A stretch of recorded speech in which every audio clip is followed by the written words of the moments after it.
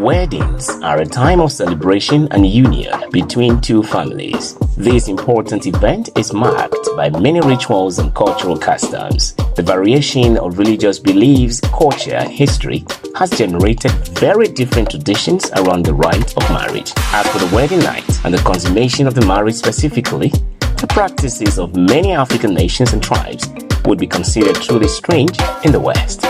But if there is one thing universal, it's the first night as husband and wife, and that is known for one thing: the consummation of the marriage. In a leg up to prove virginity. In a Zulu wedding, the highlight of the ceremony is a dance that takes place between the family of the bride and groom. It is a ceremonial dance that signifies the bride's transition from her own family to that of her new husband. During the dance, the bride does a small part on her own, beginning with one leg raised for the purpose of showing her mother that she is still a virgin.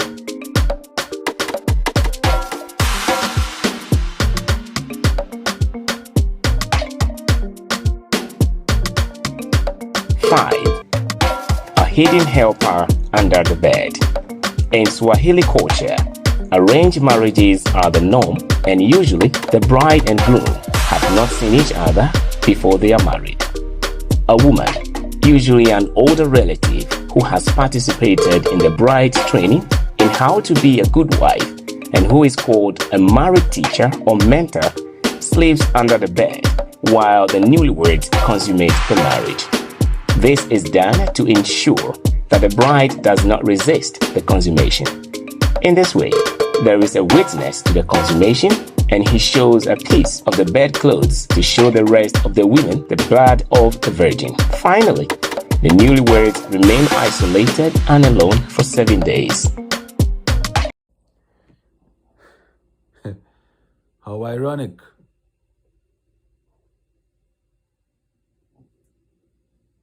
The person in the video explained that our African traditions are strange to the West. And whilst he explained that, you see a white European marrying our African woman. Let me say this: in our African traditional marriage, there is no interracial marriage. So that's an issue right there. And that's an issue amongst our African marriages today. But continuing to what I have to say concerning that entire video, it is in continuation to the laws of biblical marriage. Virginity is a very important aspect of biblical marriage, as you see in those videos.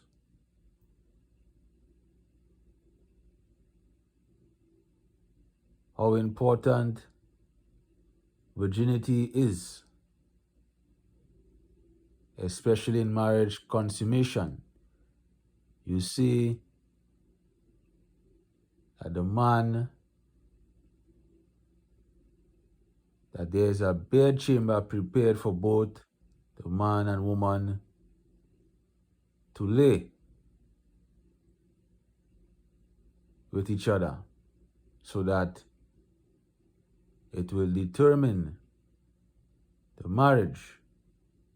When the woman loses her virginity and the blood comes out of the woman, it is evidence to determine that they are married to each other, or marriage consummation. This is similar to what you see in the biblical marriage, the marriage that the Israelites practice. In Deuteronomy chapter 22, verse 13 to 20, you see that when a man decides to marry a woman, the woman is a virgin, preferably young.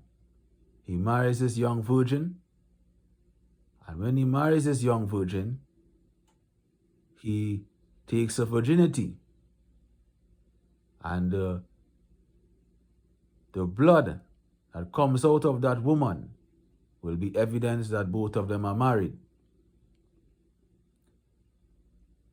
Before any of that occurs, arranged marriage is done, where that man has to get permission from his parents, or his parents will find a wife for their son.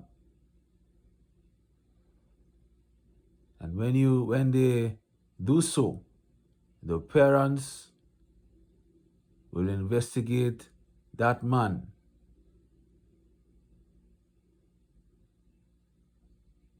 and as well certain agreements will be done, and will investigate him to see if he can provide food, raiment, duty of marriage. In some cases, they would provide.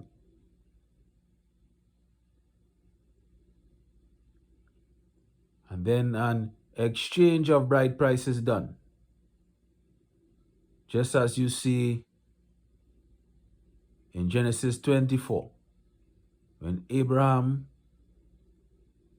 went to find a wife for his son, he couldn't go because he was old in age, so he sent his eldest servant to do so. And when eldest servant went and spoke to that household, agreements were made, and then the servant gave a gift for the exchange of the bride. And so that was done. And afterwards, the marriage consummation was done between the daughter or the woman of the household and Abraham's son Isaac later on. In the book of Tobit chapter 8, verse 1 to 21 show us that a bedchamber was prepared for both Tobit's son and the woman that he was going to marry to. And the family of that household investigated. They prepared the bedchamber and they investigated to see that both of them have consummated.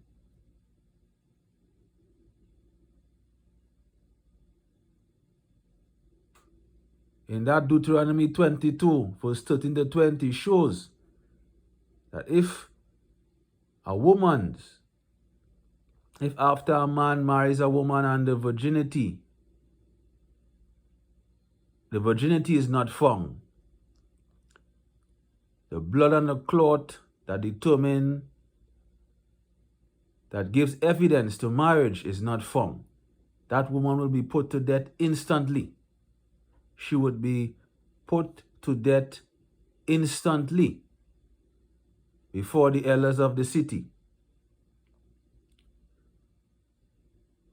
So I'm saying this: if it is you, a woman, have losing your virginity and you're having sexual intimacy with a man, at this point, he's not your husband in the sight of the Most High.